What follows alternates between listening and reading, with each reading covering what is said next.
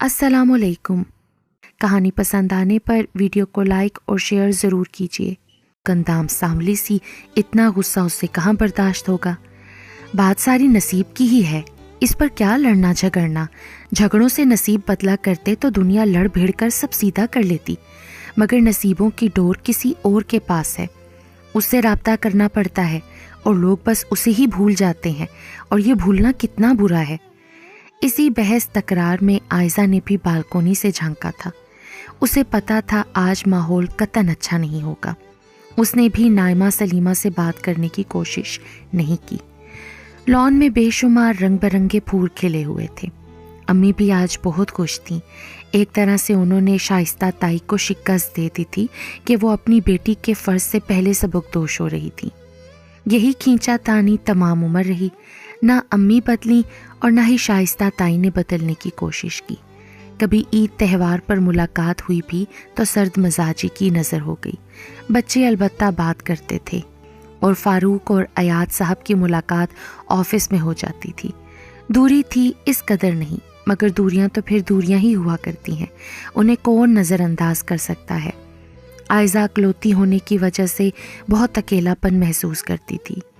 نائمہ سلیمہ سے کبھی کبھی کی گئی گپ شپ اچھی لگتی تھی، مگر امی کہتی تھیں جیسی ماں ہے ویسی ہی اولاد ہے، کم ظرف اور کم ظرفوں سے تعلق ہم نہیں رکھتے۔ امی کو انس کا بھید بھاؤ، بات چیت کرنا، چلنا پھرنا سب پسند تھا۔ شروع ہی سے سمجھدار بچہ تھا۔ انس کو تو دیکھیں فاروق صاحب، یہ ہوتا ہے بنا کر رکھنے کا فائدہ۔ اب میں اکلوتی نند ٹھہری وریشا بھابھی کی، مگر بیٹی کے لیے پسند کر لی میری بیٹی۔ اب اگر میں ہی اچھی نہ لگتی بھابھی کو تو میری بیٹی بھی نہ بھاتی انہیں۔ سیانے کہتے ہیں کہ جس کی ماں اچھی نہ لگے اس کی اولاد بھی اچھی نہیں لگتی۔ یہ بڑی گہری بات ہے۔ فاروق صاحب خاموشی سے سن رہے تھے۔ رشتہ واقعی معقول تھا تو اعتراض کرنے کا جواز نہ تھا۔ زندگی بہت زیادہ اعتراض کرنے سے بدصورت ہو جاتی ہے۔ خاموشی اور صبر اسے خوبصورت بناتے ہیں۔ فاروق صاحب نے چائے کا آخری گھونٹ بھرا اور کمرے کی جانب چل دیے۔ اب ان کے سونے کا وقت تھا۔ بیٹی کے فرض سے آزاد شخص کی بھرپور نیند منتظر تھی، تو دوسری طرف امی بھی شادہ و فرحاں کمرے کی جانب چلتی تھی۔ عائزہ نے نماز پڑھنے کے بعد انگوٹھی کو ہلکا سا انگلی میں گھمایا۔